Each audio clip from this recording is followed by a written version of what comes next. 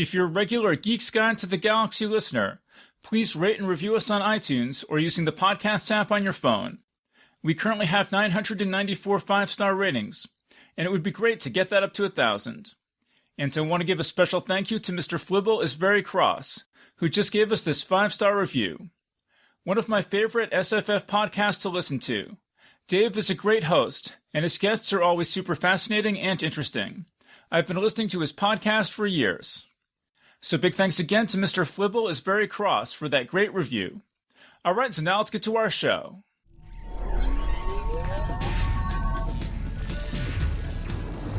Wired.com presents The Geek's Guide to the Galaxy.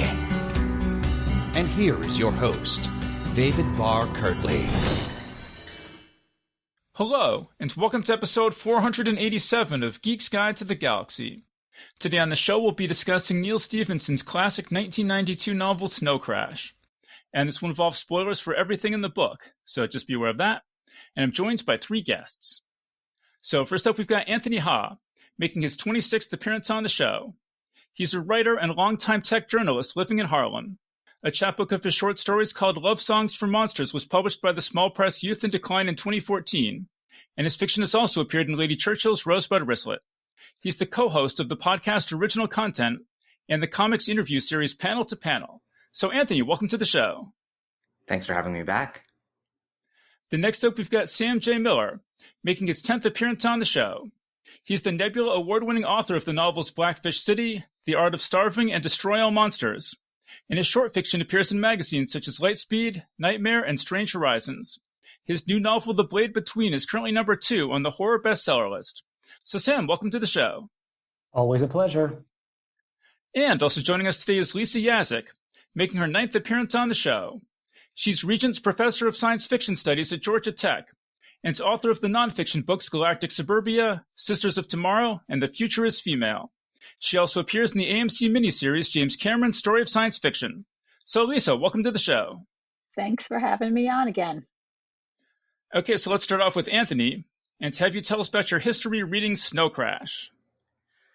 I read Snow Crash for the first time sometime in the late 90s. I don't remember exactly how old I was, but it was definitely a period where I had read a lot of classic science fiction, but I don't think a lot of contemporary science fiction, not much, later than William Gibson. And I remember just, especially that first chapter, completely blowing me away. And it just felt so funny and inventive and contemporary in a way that, even though I loved all the classic science fiction I was reading, it just felt so different and so much more relevant in a way. And I remember it was a little bit of a bumpy experience reading the book because I was, I don't know, let's say, certainly in my teens. And I would hit the chapters where Hero goes into the virtual library and has all this stuff about Sumerian mythology explained to him. And I would really, really struggle with those chapters. And I think it took me a while to finish it because I loved so much of the early stuff. And then once it got into the more conceptual, theoretical areas, I really struggled with it. But I liked the book overall. And I think I still have the copy I reread for this is the copy I had when I was a teenager. And it's the first Neal Stephenson book I read, and continue to be a fan of his work and continue to like it. But it's not necessarily a book that I considered one of my favorites. I mean, I think the other times I've been on to do a kind of book club discussion, it's been a book that was like a really core book that I almost knew by memory. This is more one where I've read it, liked it, revisited it once or twice, but I wouldn't say that it's one of my favorites. Yeah, and we'll definitely come back to the Sumerian stuff because I have some stuff to say about that. And I'm just reading this for the first time. I really wish that I had read this in 1992 because I feel like it must have been just absolutely mind-blowing back then. I feel like for me reading it for the first time now, some of the thunder was stolen in terms of the metaverse, that I'm kind of like, oh, this is just kind of like an MMO and stuff like that. But when you read it back in, in the late 90s, whatever, was the metaverse stuff, was that still kind of mind-blowing back then, or was it already happening enough by that point that it wasn't as mind-blowing? It certainly felt mind-blowing to me. I mean, I think at that point I'd already read Neuromancer and some other cyberpunk work. So the idea of conceptualizing the internet as this kind of physical space wasn't a totally new idea to me, but just the level of detail. It was certainly, I think, this was also a period when there were some clunky representations of virtual reality in movies and TV. And this was, I think, the You're first not talking one about where... the Lawnmower Man, are you? Yeah, and then I think there were some bad episodes of the X-Files and a few random other things. I felt like it was kind of, that there were these like periodic moments where movies were like, all right, let's like put goggles on our heroes and like we'll try to find some way to make it look cool. And so it wasn't that Snow Crash was the first time I encountered that kind of iconography, but it was the first time it actually seemed cool. How about Sam? What's your history with Snow Crash? So I have a weird sort of like patchy sci-fi grounding because I've always loved it and I've always read a lot of it, but I was never part of like a sci-fi community. So I had big blind spots in my sci-fi education. And so like I loved Ray Bradbury and Octavia Butler, but no one ever like told me about a lot of the books that were a little more off the beaten path, which I guess this isn't off the beaten path, but it was off mine. And it wasn't until I went to Clarion in 2012 that I got this sort of like, oh, here's the canon of the stuff that is really formative for what's exciting in science fiction. So I was in my 30s when I read it. So it wasn't that long ago, and I loved it then. And I remember being really excited about it. And actually, Anthony, counterpoint, really loved the chutzpah of the, okay, we're going to cut away to some action and then we're going to cut back to the scene in the library where someone is explaining Sumerian mythology to us, and we're just going to it's going to go on for a really long time. I've always had a fascinating relationship with info dumps and how chunks of backstory and world building are communicated, and I really actually love it. And I think all the things you're not supposed to do are often done really, really well. And so I really enjoyed those bits. I don't know if this is the space where we should talk about how we feel coming back to it now, but my history is that I came to it late and really loved it the first time that I read it. Also, this is me revealing a way in which I am a bad person, but I have a really hard time with long books, and the 500 mark, it's hard for me to mess with a book that goes beyond that. So it's rare that I do, and so that's why I've never read another Neal Stephenson book, because as much as I love this one, it's a skinny one at 559 pages. Yeah, I mean, definitely. Like, speaking as someone who does a weekly podcast where I have to read a book, pretty much in a couple of days to get ready for the show. Yeah, like a 559 page book is rough. So yeah, that's stuff. And that's probably a reason too that I haven't read any others. I interviewed Neal Stephenson back in around 2010, 2011, whenever Reamd came out. So I read that, but these two now are the only Stephenson books that I've read. And yeah, the fact that they're so encyclopedically long is definitely been a factor in that. And so then how about Lisa? What's your history with Snow Crash? Right. So I came to it in my 20s, so nicely between the two of you, which is kind of nice balance. And I read it in the 90s, but fairly soon it was after it was published. And I was reading it as part of in part just because I read science fiction, but also I was reading it for my dissertation. So I was thinking about it really a lot in relationship to William Gibson, to the Sprawl trilogy, and then to Pat Cadigan's Sinners. And so that's something, and so it's interesting for me. The metaverse stuff was cool, but it wasn't the stuff I was most interested in, because I was actually I was thinking about labor and representations of capitalism in literature and different kinds of technological means of interfacing with capitalism, I guess. That dissertation became the basis of my first book. And I was just re-looking at it today, and I'm like, wow, the things I was interested in then are not even remotely the things I'm interested in now. I mean, a little bit like the race and gender stuff, but otherwise, it was interesting to reread because it felt in some ways very different. It was the first time I had just sort of read it, I think, on its own merits. So that was kind of interesting. But I have to say, the first time I read it, I'm with Sam. I loved The Librarian, and I still love The Librarian this time. As a grad student, I desperately wanted a librarian. That would have been so handy to have while I was writing my dissertation. And now as a professor, I still want a librarian. I mean, for real. Like, how fantastic would that be? Geez. So that's like the best part of that for me. That's the exciting fantasy part, I think. Okay, I do want to save The Librarian for a little bit later, but I mean, I definitely the thing that interested me most about the book was, the sort of anarcho-capitalism stuff of this future. I thought was really, really interesting. So that was definitely in the opening couple chapters. That was definitely the thing that really caught my interest. So maybe I'll just explain about that. So the world of this novel, it's set mostly in Los Angeles. And the novel was written in 92 and it's about 20, 30 or so years in the future, it seems like. So it's around now, because there's references to like the Vietnam War and World War II and stuff. So we're not too far from that. But so in this future, the U.S. government there's been some sort of hyperinflation, and people use billion-dollar bills as just sort of pocket change.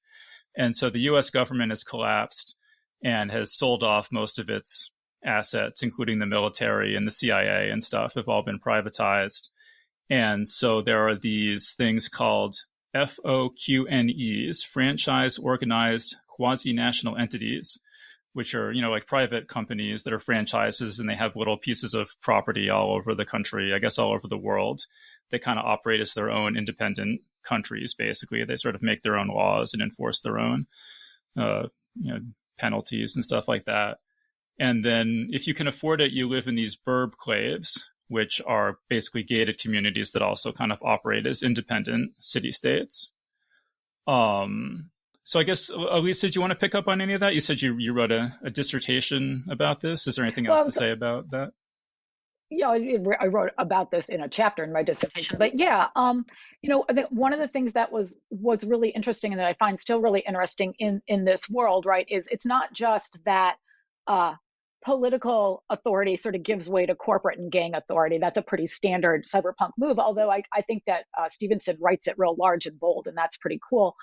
But one of the things that still is really interesting, right, is the sort of the commodification of race and the way that identity becomes something that's so easily sold in some ways. And that so much of the book feels like people trying to figure out ways to like plug in with authentic racial or cultural or ethnic identities. And you're almost always thwarted. It's really not a world that kind of says, yes, you can build these alternate communities through identity. It's really kind of capitalism wins in the end. It's impressive. Mm-hmm. I also just want to note, Lisa, that you're obviously a big cyberpunk fan because you named your son after Case from Neuromancer. So nice move. Oh yeah, but of course he's just changed his name now. He spells it with a Q, so it's his name now. It's no longer any of ours. It's no longer a science fiction thing. Yeah, but it does sort of say what a big. I guess it's fair to say that you're a big cyberpunk fan. Total just in dork general? about it. Yeah, absolutely. I grew up in Detroit in the 1980s. I mean, how can you not be a cyberpunk when you have that kind of background behind you, right? Sam, do you want to say anything about this future with these franchises and burbclaves and all that kind of stuff? Yeah, I mean, I think it's really indicative of where I think the strengths of this book lie, because it's so ridiculous. It's like so absurd. It's not anyone like it's not like anyone would believe that this is somebody's attempt to predict what the future would look like, right? It's just it's just the craziest scenario you can imagine, where some guy on a plane, you're like, that guy looks familiar. Oh, right, he's the president of the United States, but what even is the United States? Like everything has been so transformed by capitalism. In a way, this has a really strong sort of golden age Alfred Bester vibe to it. It's all the things. It's not one science fictional concept. It's many crazy ideas that are being tossed around, and most of them are just absurd and ridiculous, and fun and fast paced and witty, and so yeah, I mean, I think that as an anti-capitalist, I find this world entertaining, amusing, speaks interestingly to a funny analysis and critique of American capitalism, but it doesn't feel like, I feel like you read William Gibson and you're like, oh, this is like, there is so much verisimilitude on this. You can feel the grit, you can feel the texture. This is really supposed to make you feel like this is a scenario. And Neal Stephenson is like, this anime cartoon race is hilarious, but not, and that might be why things like the metaverse don't age super well. Is because it compared to the real world of this story, which is so frenetic and exciting, the metaverse feels really familiar to us.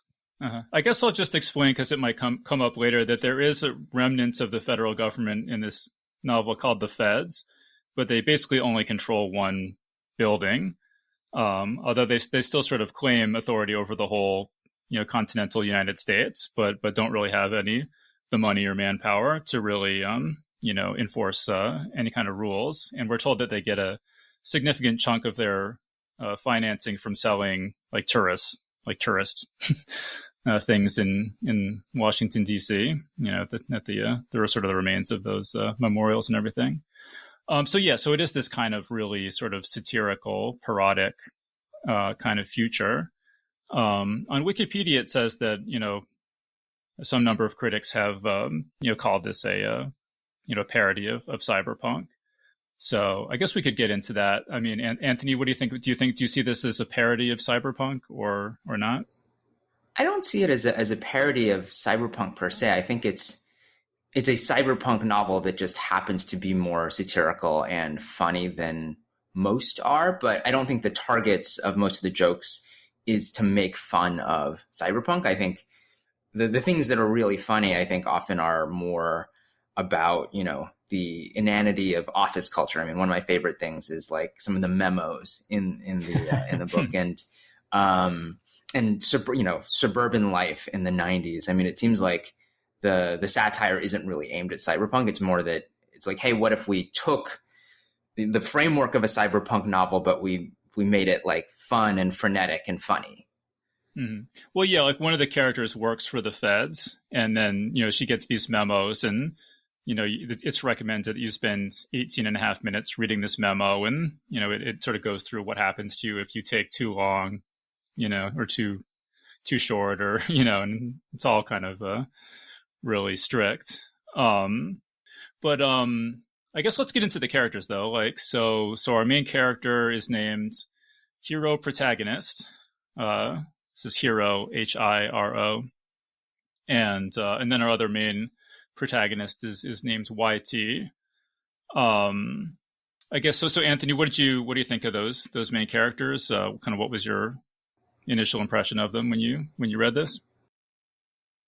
I mean, I found them very engaging, and I think that 16-year-old Anthony finds Hero Protagonist to be a much more clever and funny character name than 38-year-old Anthony does, but it is fine. I think I'm also, particularly after reading Cryptonomicon as well, I have a little bit of unease with Stevenson's treatment of Asian characters, where I think he definitely knows a lot particularly about Japanese culture, or as he calls it, Nipponese culture.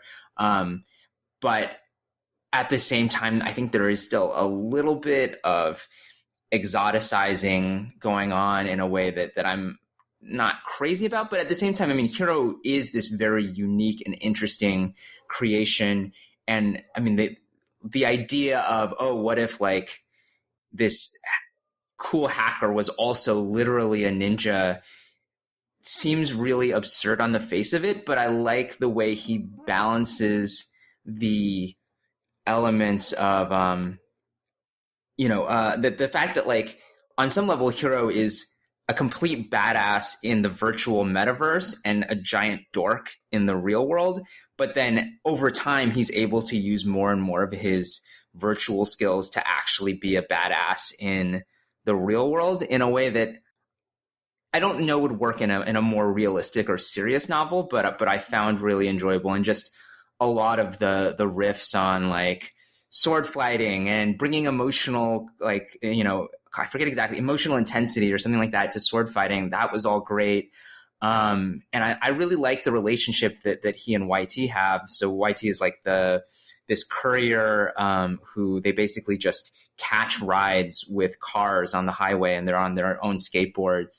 And I love that they have this kind of just pure friendly work relationship. Maybe there's a little bit of a crush thing going on, but it's really more just about kind of respect and kind of flitting in and around each other and going on their own adventures together. I almost wanted a little bit more Hiro and YT time together, but I think like as sort of the viewpoint characters for this very kind of madcap, zany adventure, I think they work really well.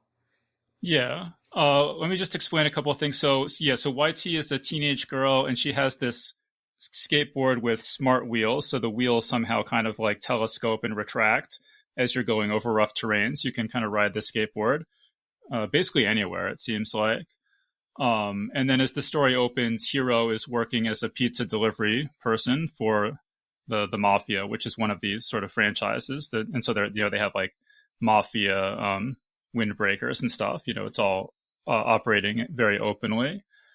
And as Anthony mentioned, Hiro has this sort of background as a hacker where he was really one of the central figures in creating the metaverse, which is the sort of like the main VR environment that people use in this world. So then how about Lisa? What do you think of our main characters?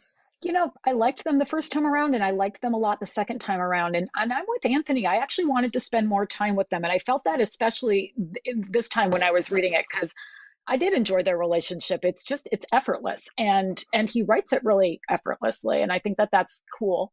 And I think we should all aspire to have friendly relationships with people around us, like in that book. I mean, honestly, it's great. They have a great relationship. So I liked that about them. I sort of wish YT were maybe 2 or 3 years older, because I think that the edginess that he gets out of making her 15 is problematic. And I think it's become more so over time. I mean, she's pretty cool in punk rock, but I don't know. There are some moments where one wonders. Well, and the she doesn't really stuff gets gnarly. She doesn't really seem like a 15-year-old girl to me. She's not written like a 15-year-old. No, I don't think so. Yeah, I mean, she seems like she's super. I mean, she's never scared, or like, I guess this sort of goes with the book having this sort of, this maybe Sam was saying, this sort of comic book kind of vibe, but the characters are all like super cool, super composed. Right. Never have. Go ahead. Oh yeah, it was supposed to be a graphic novel. Yeah. Stevenson says in the afterword. Right. So, and I think you're right though, that's where that comic bookiness maybe in part comes from. Yeah. So how about Sam? What do you think about these characters? I mean, I'll start with YT, who I love and want to spend a lot more time with, and get some of the best lines in the book. Like when the book's like essentially main villain, like Raven is like the functional villain, but Rife is the sort of like big picture puppeteer villain. And he says, I don't have time for this adolescent banter. I grew up specifically to get away from this. And she says, it's not that you don't have time, it's that you're not very good at it. And she just gets like all these great scenes. And so, yeah, like I want the movie to follow her a lot. And actually the fun part about coming back to a book that you read a long time ago and really liked is that you realize all the stuff you stole from it without knowing. And so, yeah, there's a character in my novel, Blackfish City, named Sock, who is like a slide messenger in this futuristic city, which is 100% YT DNA transplanted into a genderqueer, non-binary, essentially courier in this futuristic floating city. I have strange feelings about hero protagonist, and I think that as much as I love this book, I think it's a really great sort of example of the limitations of the well-meaning straight white dude. Yes. Like I appreciate that this is an attempt to diversify cyberpunk and that there's characters of color who have agency and get to do things. But I do wonder if there's some like fetishization or exoticization or like, let me show you how much I know about this culture going on. And I also felt that I don't know if Neal Stephenson is Jewish. And I looked it up and I'm not sure, but I did feel a certain way about some of the, as much as I love the librarian scenes, some of the sort of attempts to invoke Jewish history and biblical scholarship. Which, side note, I am not the good Jew who would be able to say where it's full of BS.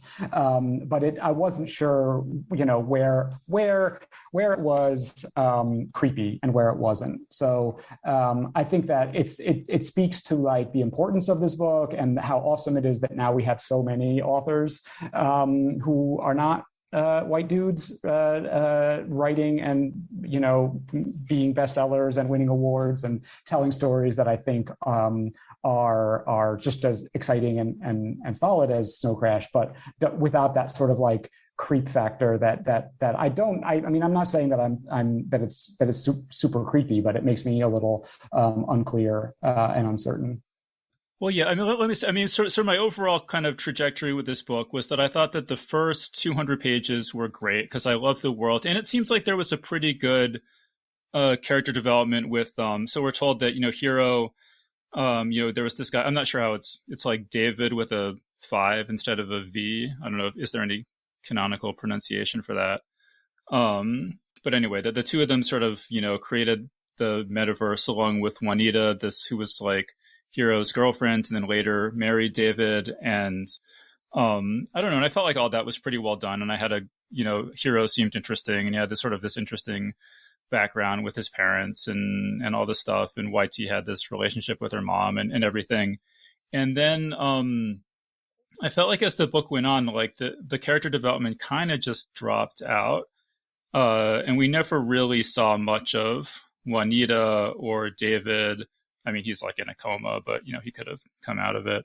And so, yeah, and there was just like so many characters and so many organizations, and it got really, really complicated. I mean, so there was, and it's all cool. I mean, like everything in this book is super cool. But I did sort of feel like the characterization, like the character development, like I was saying, like there was no sort of emotional vulnerability or like heart-to-heart moments really, or people feeling regrets or anything like that. It just felt very, very on the surface. And so that was kind of my biggest issue with the book. I don't know if does anyone disagree with that, or does everyone pretty much agree with that? Oh, I think that's exactly right. Oh, I was just going to say, and I looked when I got bored this time. It was literally page 200 where I was like, this is just not, it's not keeping up the pace. Sorry, Anthony. Yeah, I agree. I think that to a certain extent, that's just not necessarily what the book is trying to be. I don't think it's fundamentally a novel about character. It's a novel about cool ideas, big action set pieces and jokes and satire. And so on some level, I'm just like, okay, I accept this book on its own terms. And I'm not trying to have a deep emotional connection with the characters.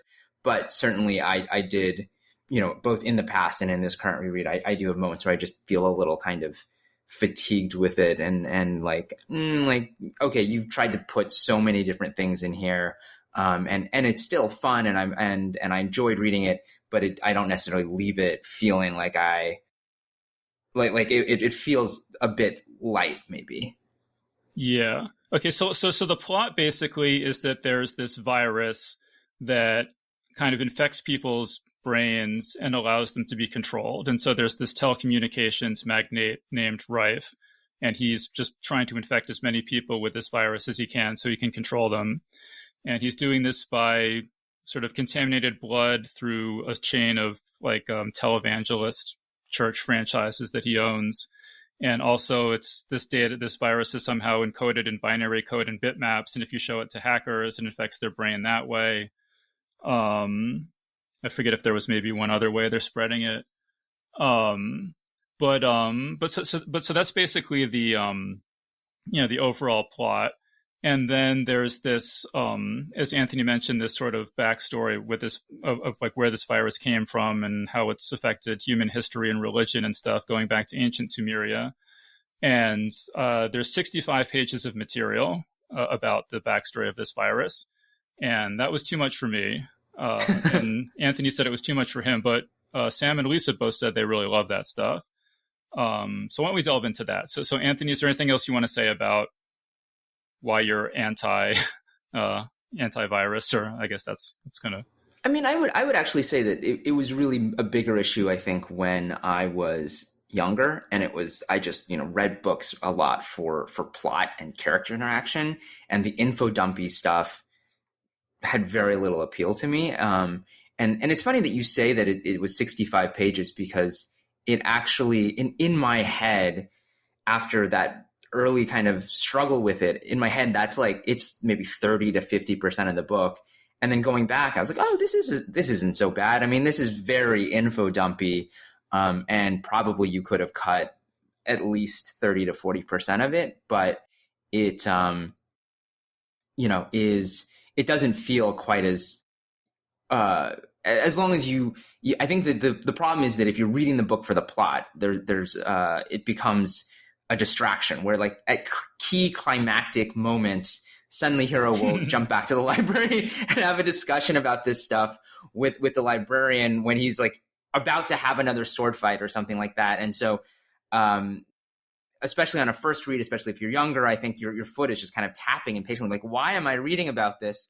I would say my critique of it now, as someone who's maybe a little bit more patient, is I think it's a cool idea. I'm not necessarily convinced that it's a particularly deep one, or one that actually changes how I look at language in the real world. Like, whereas I compare it to something like, Babel 17, the Samuel Delany novel, which, from what I understand, I mean, I'm not an expert on linguistics, but that is a novel that it's in some ways based on some outdated theories around how linguistics functions, but it still was a book I remember reading and thinking, oh my God, like, wow, like, language is so powerful, and it works so differently than the way I thought of it. Whereas this it's a cool kind of MacGuffin for the story. It was interesting learning about some of the mythology, but there were times where it felt like it was a lot of words just to have Stevenson essentially say, man,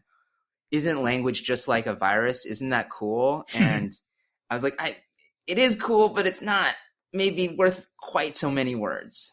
Yeah, and just to very briefly sum up, so basically the idea is that back in ancient Sumeria, there was this cult that worshipped this goddess Asherah, and the worship of her was spread by temple prostitutes, spreading through blood, infecting this virus.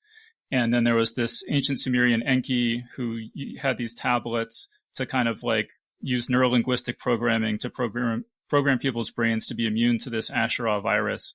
And then also the Deuteronomists who, wrote the Bible, or, a bunch of the Bible, wanted a religion codified in a book so that it would also make it harder for this virus to propagate. And so it's like this conspiracy theory, like Da Vinci Code kind of thing about, like, all of history has all been about people trying to spread this virus versus people trying to stop the spread of this virus, which continues into the present. But so Sam, you said that you were really into this. So do you want to say more about kind of what kind of really interested you about this whole idea? Well, I think it's a similar thing to what Anthony said of like, oh, this is deep. No, maybe it's not. And I don't know if I got smarter or stupider in the 10 years since I last read this book. But I remember enjoying it in terms of like buying it. Like, I bought the idea, like the central, like, oh, this is interesting. This biblical biological warfare that resurfaces after lying dormant in our brains, whatever. Like, I bought it, and now I'm like, but it's a computer virus and it's a drug, and I don't really think, like, again, I guess it's not supposed to convince you with its robust scientific grounding, so much as be really cool, which it is, but also not that deep, and that when we get into like global conspiracies surrounding Hebraic mythology and potential conspiracies of Jewish priests, it feels a little like we're venturing into some like scary territory that I don't think Neal Stephenson intended, but that still feels kind of like Protocols of the Elders of Zion, and so yeah. Although I will say that the Hebrew priests are the good guys in this telling, because they're the ones fighting the evil virus. Yeah, but it's also like this is a holdover. Like Asherah is part of the Hebraic pantheon prior to the sort of reevaluation of Judaism as a like fully we only believe in one God focus, as opposed to like we believe in many gods but we only worship the one. So you're right, but again, like anti-Semites are not renowned for their attention to detail, and I could see folks coming away from this with like a general feeling of like, that sounds right. But again, that's not Neal Stephenson's intention, or even necessarily his impact. It's just I guess it's just like a point of personal discomfort for me that is or isn't grounded in reality. I mean, Lisa, you said that you really liked this, the sort of academic, researchy kind of aspect of this. Yeah, well, yes. Well, I first of all, I like the idea of the librarian, right? Just as a trope, as a device. I'd want one, and I did like that the whole backstory. I agree with Sam that it sometimes goes in places that don't seem entirely thought out. And Neal Stephenson's very ambitious. He's trying to put so many ideas here together and hope they kind of all fly. One thing that's interesting that no one has talked about, it's not just that language is a virus. Like what's interesting is the use that people put that virus to, right? Which is to appropriate bodies for the production of goods that don't, go to those bodies themselves. So it's thinking as much about labor as it is thinking about language. And that's the part of it I still find interesting, actually. But then there's a lot of sort of Da Vinci Code types historical sleuthing that I do have to admit I sort of skimmed through. And one thing that I really hadn't noticed before, but really struck me this time is the good guys are guys. Like this is such a gendered narrative and it's kind of freaky. And, thank gosh, or, it's like the whole story is, well, thank goodness that those like monotheistic men came around and like imposed this mental and physical hygiene on us by switching us to book learning and forcing us into monogamy. And I'm kind of like, really? I don't know.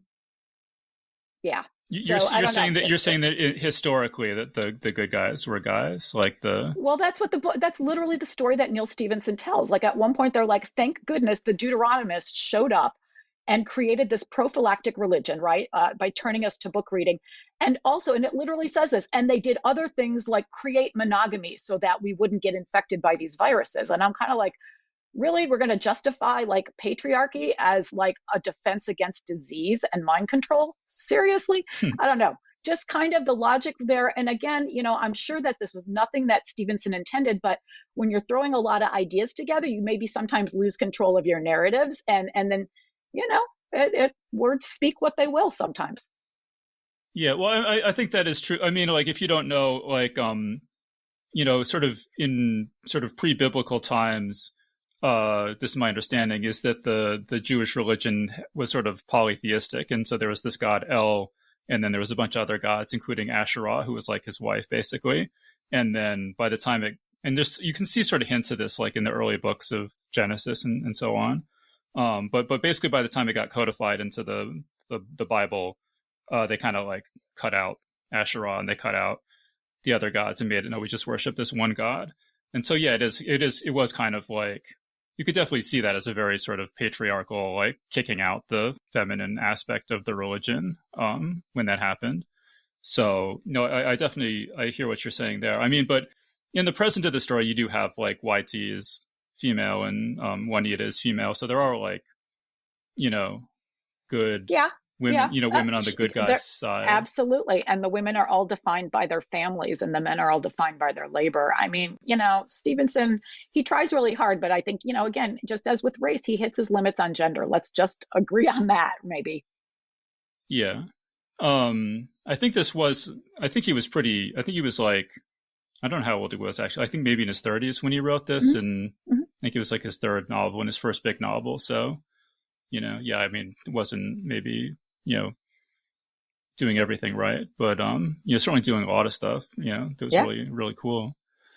I guess there's also this thing. So another aspect of the plot is that there's this thing called the Raft, which is this, so Rife has this big aircraft carrier, and then there's this agglomeration of other vessels that have all kind of lashed themselves together to form this sort of floating city, and it floats around the world.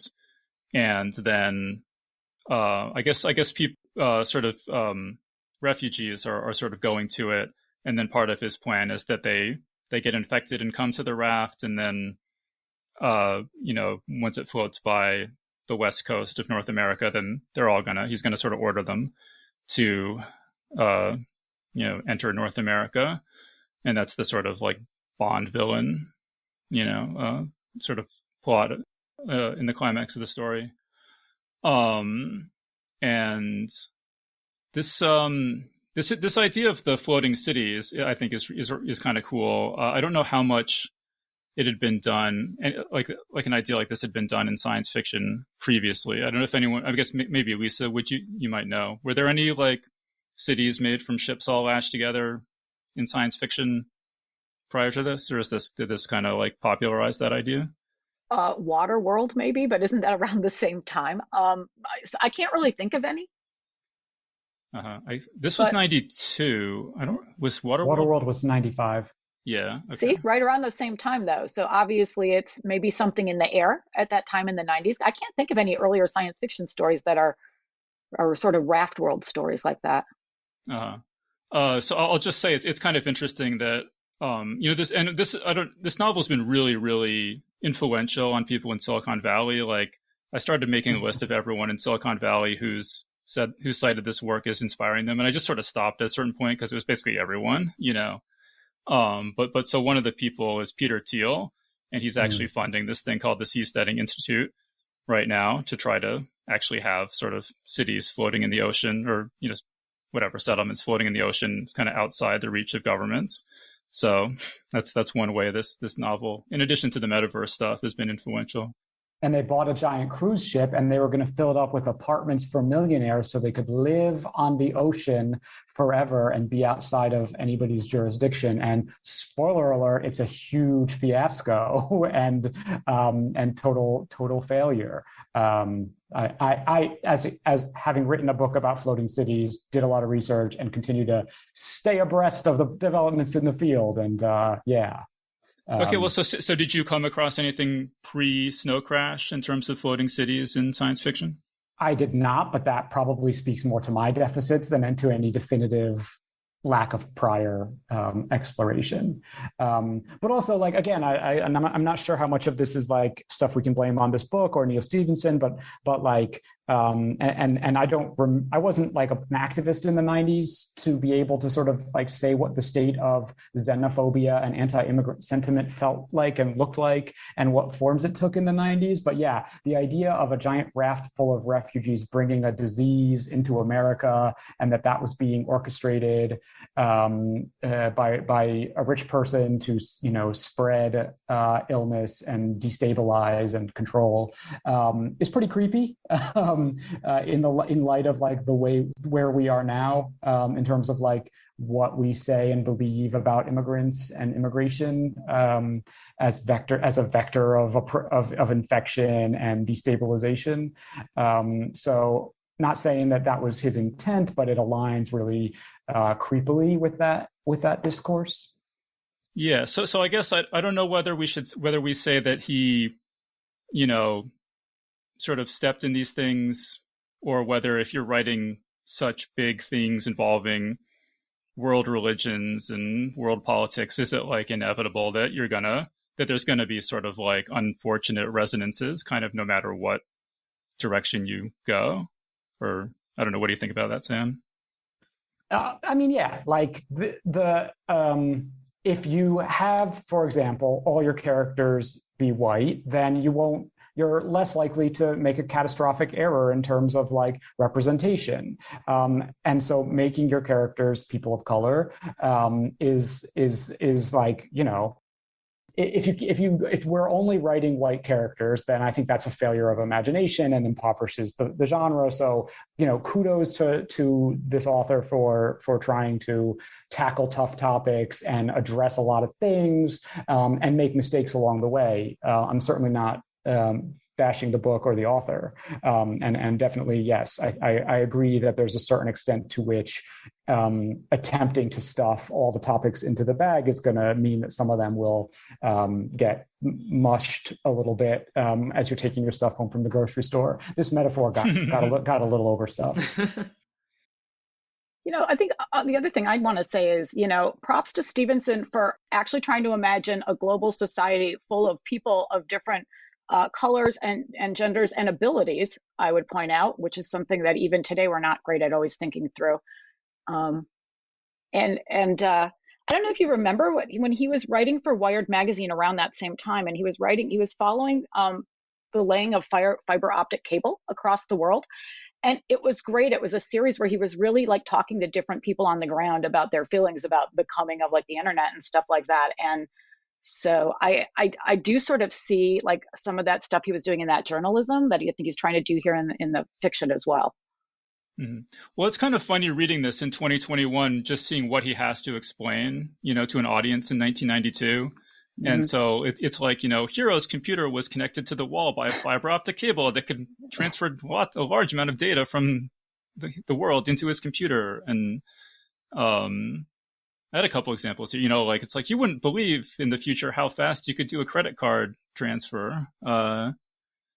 You know, like these assets in the virtual world, they didn't actually exist. You know, someone had to, they were just code, but they seemed real when you were, you know, it's like, I mean, obviously like he had to do this in 1992 because people weren't familiar with these concepts, but it is funny just seeing how much of this stuff has just become, you know, second nature to us now. I think that in general, I mean, one of the things that's happened to me as I read science fiction as I get older, and maybe this is also just because I don't know, there's something about me just notices it more, but that I see more of the markers of the time in which something was written. And so this is very much a book that the first time I read it as a book about the future. And now I read it, I'm like, oh, this is such a 90s novel. And I don't think that diminishes it at all, but you're very much like, oh, like this whole idea of like the suburbs and the relationship with the internet, and like it feels like you couldn't have been written at any other time, and that's part of the delight of it for me now. Mm-hmm. There's one thing I wanted to mention here about the burbclaves that I thought, you know, because like a lot of times in science fiction you come up with these ideas, but then, you know, if you're a really good writer, you imagine these second order consequences. And so one of the things I thought was actually really well done here was that he realizes that a burbclave is not going to have the resources to have its own judicial system or its own prison system or anything like that. And so they don't imprison people. They have other punishments. So they're like flogging, confiscation of property, public humiliation, or tattooing, you know, things like poor impulse control on the forehead of people who've done things that are wrong. And that struck me as some, you know, sort of a good speculation about, you know, how a burbclave like this would actually operate, you know, what sort of limitations it would be under. All right, cool. Anything else to say about the raft or the burbclaves or this the world building or anything?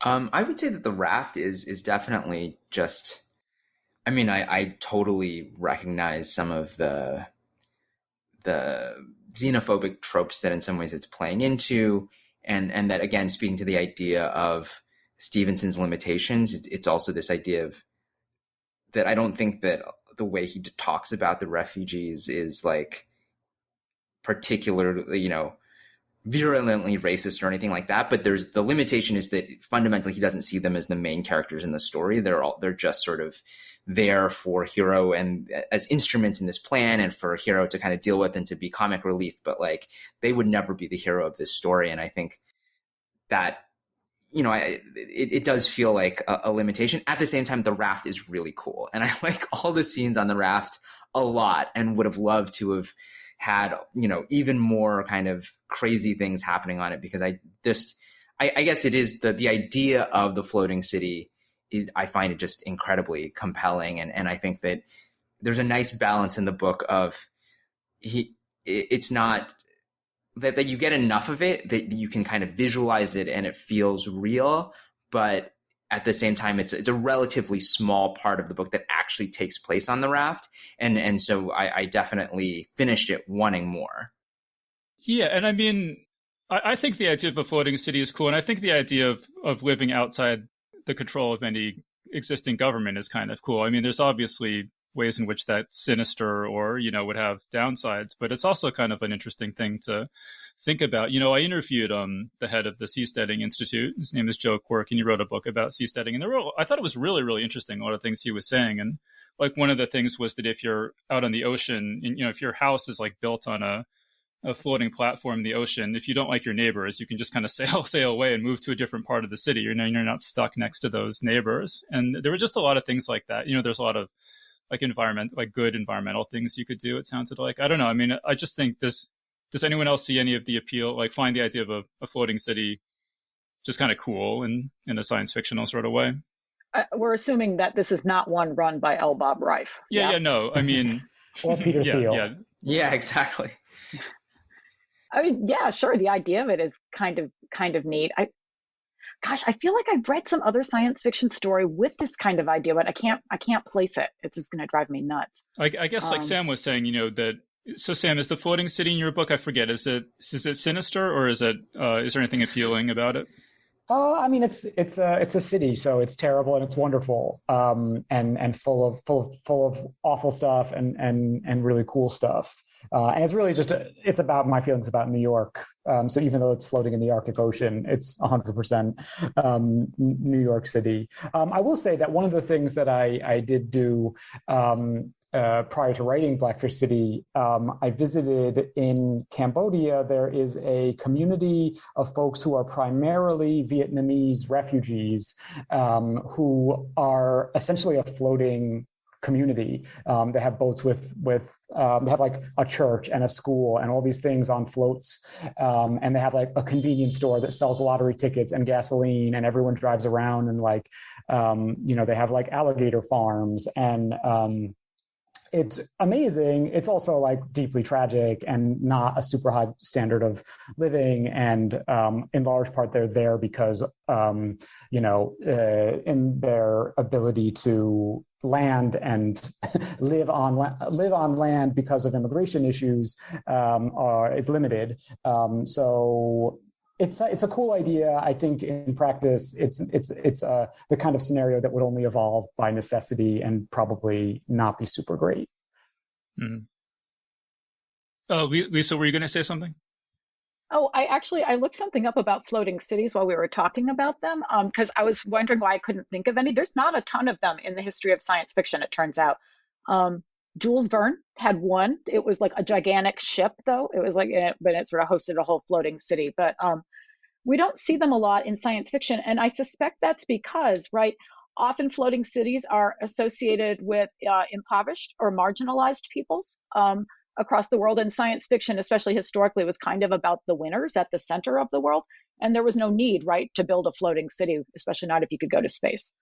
Mm-hmm. Yeah, well, so I don't know if in the contemporary publishing, if too many other people have written about floating cities, but if they have, I'd be curious to know about it. And if they haven't, it seems like there's some great potential there, to show that from the point of view of different kinds of people. Right. All right. So some other kind of interesting science fiction stuff in this book is you have the rat things, which are these sort of guard robots that are part robot and part, like I think they have the biological brains of dogs inside them. I'm not sure exactly. I wasn't clear exactly how much of them is biological and how much is mechanical. And there's this there's like this rail gun called Reason, which is just shown to be to be really devastating. I guess another thing I'll say that I really liked in this book was the action. I thought it was really, really well written. So when one of these characters shoots up a like a ship, and I guess later another character shoots up an aircraft carrier with this railgun, and just the way it's described is really, really cool. And and I don't know how common the idea of railguns was in 1992. I have a feeling this novel might have done a lot to popularize it. I'm not sure, but I don't know, Lisa, are there any of those other like technological things that made an impression on you from this? Yeah, well, I like the rat things too. I think they have an interesting debate about sort of the ethics of using it is dogs, and in fact it's a specific breed of dogs that I remembered reading it today and thinking, oh, that was interesting. And maybe even pit bulls, bull terriers or something. Maybe it was bull terriers, something like that. And it, I mean, I also like the fact that you get part of the story narrated from the point of view of one of them, and I think that that's pretty cool, actually, right? Like, you see other cyberpunk experimenting with animal characters, but and it's interesting to sort of write to, and other science fiction authors. It's always interesting how you give animals voice or thought, and I think that that's a cool experiment. And I'm sure if we poked at it enough, it would have its limits. But again, it's one more neat thing that Stephenson tries. And then of course, the dentata is kind of funny. Right. So the device that YT has, her anti-rape device, and which ends up playing a kind of part in the plot at one point towards the end. I always was struck by that. It actually struck me as a really kind of practical idea. Yeah, I think there might be things like that. I mean, there's nothing you can put that you can put inside your vagina that will allow you to like put a needle in someone who tries to rape you. That would be pretty great, but I don't think there's anything that great. I feel like I read about it, but I'm not. I'll have to research that. Well, I'm telling you, it's not like common knowledge amongst women. Like, hey, you need to go get a dentata because this is the thing now. So if it's there, it's probably pretty still theoretical or expensive. Yeah. Okay. So Sam, anything else you want to add about any of these technologies in Snow Crash? Yeah, I mean, I think that I love Rat Thing. I just want the Rat Thing YT adventure, like buddy film story. And I actually think it's really interesting because in a lot of ways, I think that Rat Thing might be the character who comes the closest to having like heart and an emotional arc and like a real, like, I don't know, who made me really feel things. Like everybody else is so like, they've got like 3 pairs of sunglasses on, they're so cool. And Rat Thing is like, I'm a squirmy little soft creature inside nuclear murder shell, and I love this person who is nice to me, and I think I think the novel would really have benefited from giving that same kind of like, I don't know, emotional core to some of the other characters who don't, I'm not saying that they feel like cut out, but I think that in a lot of ways, this is a book that's kind of too cool for feelings. And I think it would have left a deeper, like rereading it now. And I think this speaks to something Anthony said earlier about it's like, it's fun, but it's not deep and it's not really like cutting you to the quick in the way that like, for me, a novel like Neuromancer does, of like, I feel things really deeply for these characters because they're so damaged and what they want is so complicated. Well, it's funny, it's funny, like the there's like one sort of throwaway chapter written from the point of view of this like lieutenant in the mafia who like goes to deliver some package himself and ends up totally screwing up. And I felt like he was like, like him and Rat Thing were the characters, and I guess kind of the mom, YT's mom too.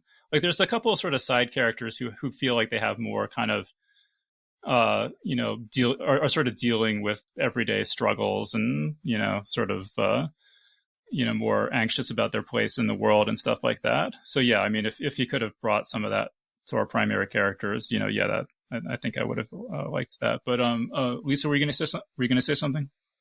Oh, I was just thinking, in the end, right, the Rat Thing transcends its own programming, right? And it does the impossible and it jumps over the fence it can't jump over. And I was just thinking, it's like, you kind of want more of that with the other characters. You want them to kind of do the impossible, maybe try to transcend their own sort of 3 pairs of sunglasses. Yeah, exactly. Right. I don't know. I just wanted them to become something a little more than what they were. And they didn't, but that's okay. It is a cyberpunk story. And you don't always get like incredible emotional arcs. What was else? You know what? On the raft, when we were talking about world building, I just wanted to say this. What I really felt was missing, and I think I felt this maybe even the first time, but I really felt it this time, is Juanita's story. Like, why don't we know what happens to her on the raft? It feels like that's going to be so important, especially she's like, you got to read the Inanna story. You have to have like a sense of what I'm doing. And yet I don't feel like we really learn a ton about her time there. We get a little bit at the end when she sort of gives Hiro the short synopsis, but I don't know. Yeah, I thought it's like a page and a half or something. No, I totally agree with that. Yeah, I mean, now that you say it, I wonder if we should have switched to Juanita, had like chapters from Juanita's point of view, starting like around halfway through the book or something. Yeah, I think we need it. Because I also felt like we didn't see enough of Rife and his organization. Like, he sort of shows up at the end as this villain in a helicopter, but like, I don't know. I felt like we needed to get to know him, and like I don't remember if we ever actually saw the Reverend Wayne at all. Like, it just felt like that, like the villains were kind of off stage too much to me. Does anyone Anthony, do you agree, disagree? I agree, although I guess it didn't bother me as much. I get, I think it was Sam who was talking about sort of Rife as kind of the person pulling the strings, and then Raven is kind of the villain who's actually doing stuff. He's, on the page the most. And I found Raven to be like, just a really fun character. And it was interesting how it kind of went from, in one context being kind of the cool bad boy boyfriend, but then like in every other context, like he's this insane murderous force who cannot be stopped, and everyone is sort of turned into like just this bag of blood in all these different ways. So it's true that I never like got a real sense of like what Rife wanted, or was never really invested in that plan. But it didn't necessarily bother me that much. I mean, also this discussion has made me think about how this book is, we were talking about how long it was. And even so, it has this odd balance of the things that Stephenson is really willing to luxuriate in and spend, I think, as you said, 65 pages talking about Sumerian mythology, and then other things that are just mentioned once or rushed through and then, kind of impatiently. I think there's a lot of stuff that he's very impatient with. I mean, it just ends very quickly. Like as soon as everything's resolved, there's not even like a moment between Hiro and YT where they're like, hey, we just saved the world. It just kind of wraps up very quickly. Then with Juanita, she kind of comes on stage, explains what she's been doing, gives Hiro his mission. And then their whole relationship is just wrapped up in a couple of lines of dialogue where he says, will you be my girl after this? And she says, yes, of course. Now let's go save the world. And I think that there's a real impatience with a lot of the character stuff. And it just fundamentally does not seem to be where Stevenson's interest is. Well, he says in the afterword, he says that this was a really hard book to write, which I definitely believe that. It's so ambitious and so long, and as we've said, involves so many different ideas and types of characters and everything. But yeah, I did sort of feel like at the end, like maybe he just like ran out of steam, and like the ending, yeah, it did like there's just like at the end there's so much stuff going on to wrap up, and it sort of felt pretty abrupt the way it ended. And like we never actually even found out if David came out of his coma or anything. Like maybe because I'm named David, I don't keep going on about him, but too real. But like, does everyone agree with that the ending felt sort of abrupt or what? I thought it was abrupt. And what's interesting, right, is cyberpunk often comes to abrupt endings. Like stories will sort of skitter to a quick end. And you're right, and things don't always happen quite the way you expect. Like at the end of Neuromancer, like nothing really changes. Like the computers say, things are just things. And so, part of me thinks, it just feels kind of like a cyberpunk hard stop. Like we told the story and now we're done. So whatever. But yeah, it was weird. I thought this time that Hiro and YT never say anything to each other again. But we also sort of, again, that was another relation. Well, we've talked about this before, that we wanted more of them too. Like at the end, you find out they've been sharing all these meals together all over Los Angeles. And it's like, did we ever see any of those meals? Because those would have been fun scenes to have read.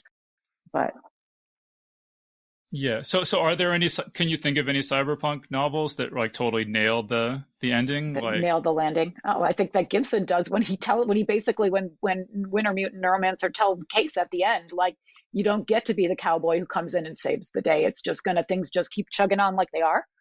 Like, I feel like that to me feels, it's sort of, I like the way the story acknowledges its own abrupt ending, and it acknowledges its refusal to give you any kind of pleasure. So that feels appropriate.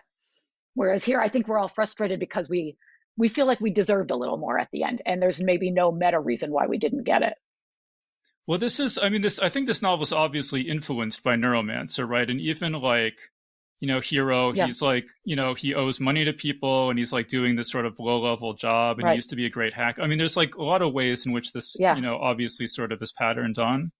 Yeah, I actually wrote about that in my first book, because I actually think in some ways it's a real response to Gibson's sometimes, I like it because I'm a sucker for utopian thinking, but I think Gibson is often kind of naively utopian about the ability of like marginalized communities to resist incorporation and destruction by progress or engagement with capitalism. And, and I think that part of what this book does, and what I like, is that it sort of explores how likely that would be. How can you really stay out of the nets of capitalism or not, like that? Mm-hmm. I mean, Sam, how do you contrast or compare this with Neuromancer?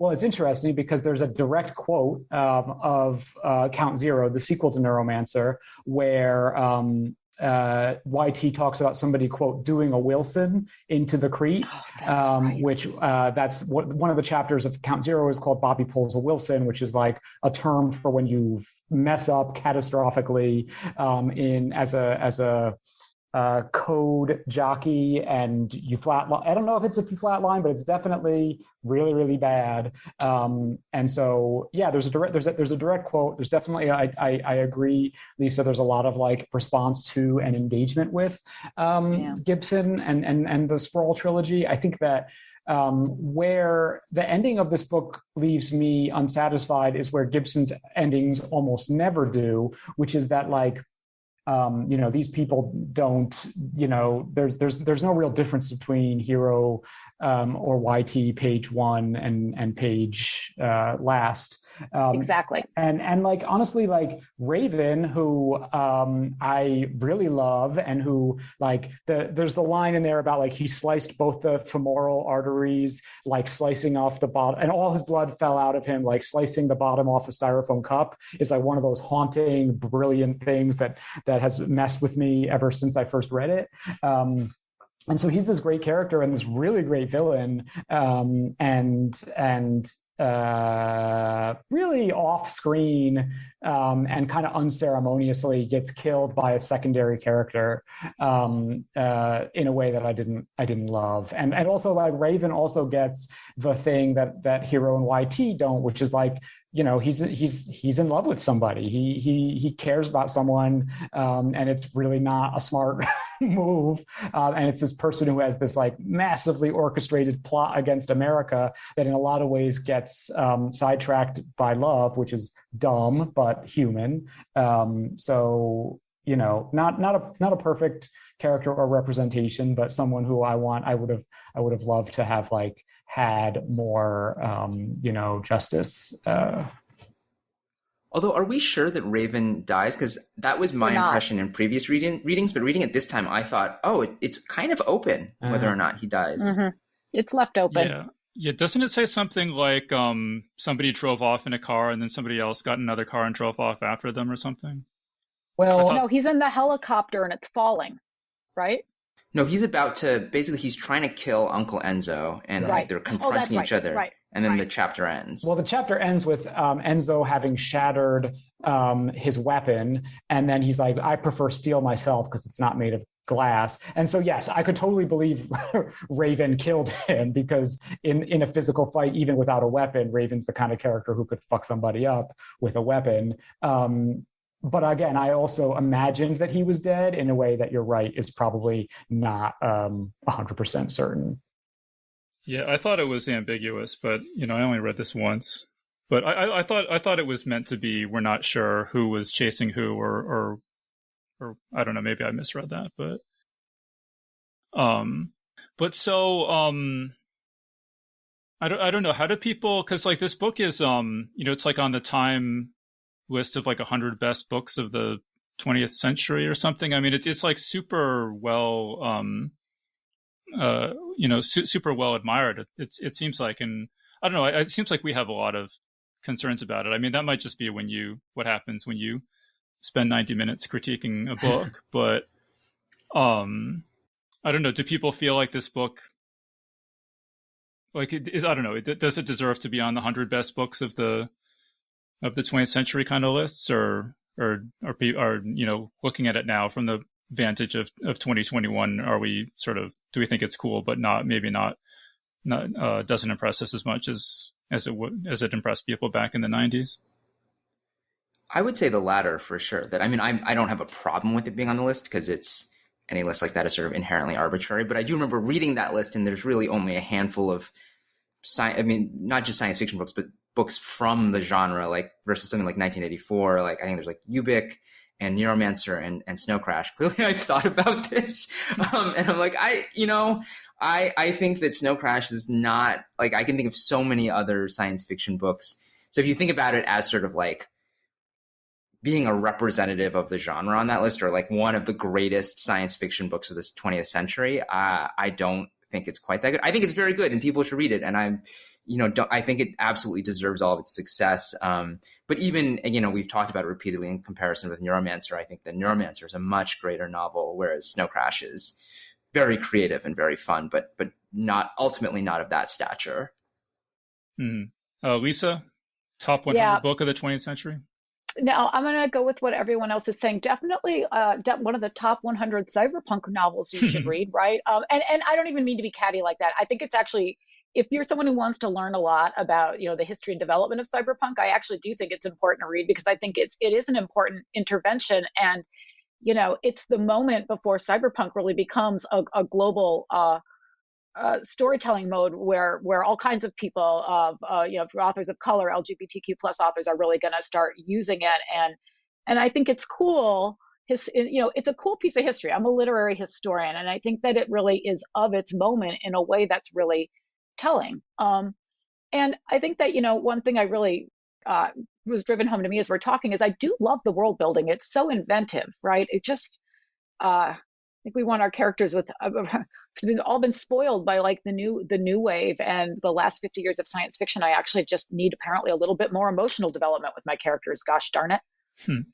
Yeah, I mean, I just read this, and I definitely had this very strong feeling reading it, like, oh my God, I wish I had read this earlier. I really feel because I mean, this whole thing with these book book clubs have been like, I had my list of science fiction books that I'm most embarrassed to admit I haven't read, and this is the last book on my sort of tier 1 book list of books that I'm just like absolutely humiliated to admit that I never read before.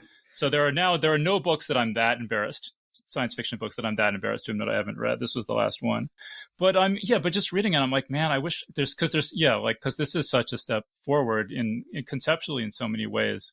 And just, here's I'll just read you a little bit. This is my list of people who were like inspired by this book. It's like Jeff Bezos, John Carmack, Michael Abrash, Palmer Luckey, Reid Hoffman, Peter Thiel, Sergey Brin, Avi Bar-Zeev, who designed Google Earth, Mark Zuckerberg. I mean, I feel like if I had read this back in 1992, maybe I could have been a billionaire today. And because I didn't, I just sort of totally missed the boat on what this book was, the future that this book was pointing so many people who aren't me toward. Well, David, I read it in 93 or 94, and I just became an English professor. So there was no guarantee it was going to take you to millions. But it was exciting to read at the time. Anthony, do you remember that too? It was cool. It felt fresh. It felt really fresh and contemporary. And I mean, I think beyond the technology of the metaverse, which I think it's almost sort of striking how we haven't really talked much about that, because it does feel like, oh, sure. Like, it's just you put on glasses, you go to a virtual world. We get it. But like, I think the other thing that I imagine is why so many of those investors and CEOs, it made such a mark on them is I think that unlike a lot of, and particularly Gibson, right, is a writer who he has a lot of hackers in his books, but really they're sort of hackers out of his imagination where he's taken, they're Hammett, they're Chandler characters, they're outlaw characters, then with this sort of technological overlay, whereas you get the sense that Stephenson is somebody who spent a lot of time on his computer talking to hackers. And I think in a lot of ways it embodies that Silicon Valley hacker mentality in ways that are very interesting. I think it's also part of what's dated the book, that he portrays this kind of hacker ethos in a way that feels it's hard to look at it, to admire it in the same way that I think he does in this, and especially in Cryptonomicon. But I think that there is something of like this feeling of like, oh, this is our book. This is the book that speaks to our values and somebody who really gets us. Well, and Gibson said that he basically didn't know anything about computers when he wrote Neuromancer, and Neal Stephenson clearly knows a lot about computers. And I mean, there's something in the afterword where he talks about like writing, I forget, like, because they're originally going to do this as a computer generated comic book basically, and he was talking about actually writing programs to, like, none of the graphics programs on the market did what they wanted, so he was just coding himself the stuff to create the graphics. So I mean, he clearly like knows how to program, like he knows this world, and I think you're right that has sort of upsides and downsides, and the upside is that it brings a lot of authority to the book, but then the downside is that it fixes it in a particular place and time a lot more, a lot more directly than Neuromancer, which seems more timeless. Exactly. Yeah. Sam, anything else you want to add about any of this stuff? I think that, lists of 100 greatest books are always BS. And, there's some, we all love the books we love, and every great book is desperately flawed. And so I think that it definitely wouldn't make my cut of the 100 greatest novels of the 20th century. And I think it's a really fun book. I think it's a really smart book, even if it's stupid in many ways. And I think that it's a fun book that in a lot of ways is a really fascinating window on science fiction history and the 90s and technology in the 90s and popular perceptions of and the sort of like building blocks of the nightmare world that we live in now. Like, it's fascinating to me learning, like you just said, that the creator of Google Earth was influenced by this book, because there's the whole thing about like the Earth program with which you can use to see anything anywhere in the world. And so, there's lots of things about the world today that are horrible that I think you can sort of see the seeds in, but also like some really awesome things too. So influential in science fiction and influential in our present hellscape. Yeah, and I mean, Sam, and you said that you haven't read any other Stevenson books, and like I said, I only read Reamd. I forget. Like Anthony, you said you read Cryptonomic. Have you read any ones besides Cryptonomicon? And then I've read The Diamond Age, although I read that around the same time I read Snow Crash and haven't gone back to it. So my memory of The Diamond Age is very fuzzy, whereas Cryptonomicon I read in the last few years, and so I remember pretty well, and would recommend. I mean, it has, I think, many of the same flaws as Snow Crash, but also many of the same virtues, multiplied because it's a 1,000-page novel, but it still is a lot of fun and really interesting. Do you remember whether you would recommend I read Diamond Age or not? I liked it, but I really could not say much more about it. That I do think tonally it's a little bit different because it has a little bit more of a steampunk vibe to it. But beyond that, I think it's a little bit more atypical compared to what I get the sense most of his books are like. But the memory beyond just like, I think it's worth revisiting. I couldn't really say much more. Mm-hmm. So Lisa, do you know what? I like The Diamond Age. I've read it. And I actually taught it, but not the whole thing, but the opening chapters a few years ago in a class on nanotechnology and literature. He does it, and it's great for that kind of thing. I have a feeling rereading it now, it may end up dating in the same way Snow Crash does, for the simple reason that like he takes such a deep dive into thinking about nanotechnology and talking about it. And, the state of nanotechnology has moved on, not as tremendously as the state of computers, but even so. So I wouldn't be surprised if it felt kind of dated, but it's imaginative and it's exciting and it's actually very beautiful. And as always, such a strong beginning to his books. And it does actually, Anthony, doesn't it have some of the same sort of general ideas as Snow Crash? Like there's that drummer society. So once again, you get this sort of weird, almost pre-linguistic kind of like thinking through like what are other kinds of languages and ways that people could communicate to produce information. So there's a little bit of that in it, I thought. Right. Well, I was before this. I was just rereading the Wikipedia entry on Snow Crash to make sure I hadn't forgotten anything important. They do mention, I think, some common threads, but again, just because it's been so long since I've read it, I simply have to say I think that's right. Yeah. And I've actually, when I was working on Stevenson, I actually read all his early books. So back when he was a postmodernist, have any of you read The Big U, his postmodernist novel? It's a postmodernist comedy. If you read The Big U, then Snow Crash makes a lot more sense in terms of like its pacing and stuff. He's really like, once upon a time, he wanted to be a sort of more high literary writer. And he's kind of got that postmodernist thing going, that encyclopedic kind of maximalist thing like David Foster Wallace does.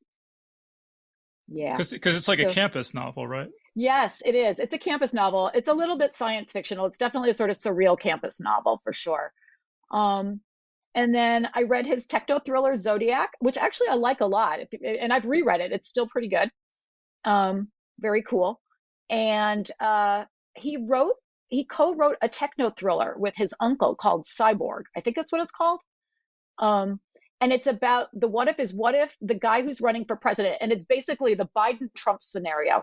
And what if your Biden candidate died, but there were 3 people in the world who knew how to basically resurrect him and run him like a flesh robot, so that we could make sure that you don't have this like dictator take over America. It's a crazy book, but it's kind of fun actually.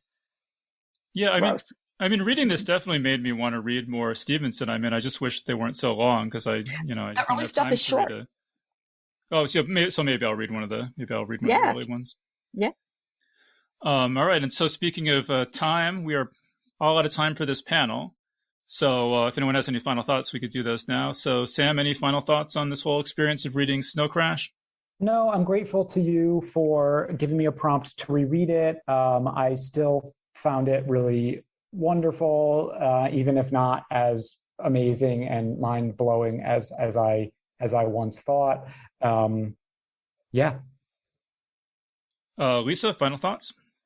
The same thing. It was really cool to reread it, and it really does such a great job of plugging into the technological and political and cultural scene of the 1990s. It was fun to revisit that.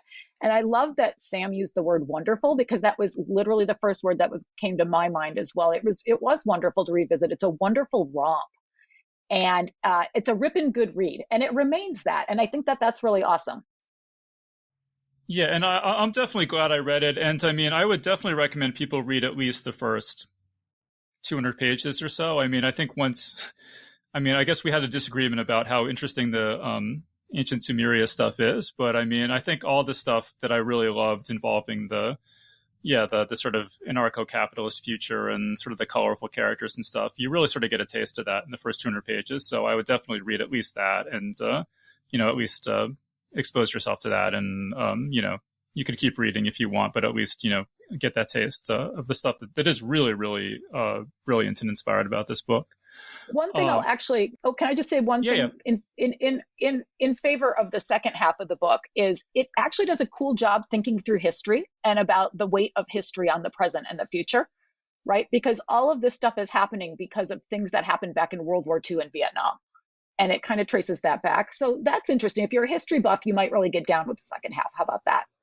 All right. And how about Anthony? Final thought?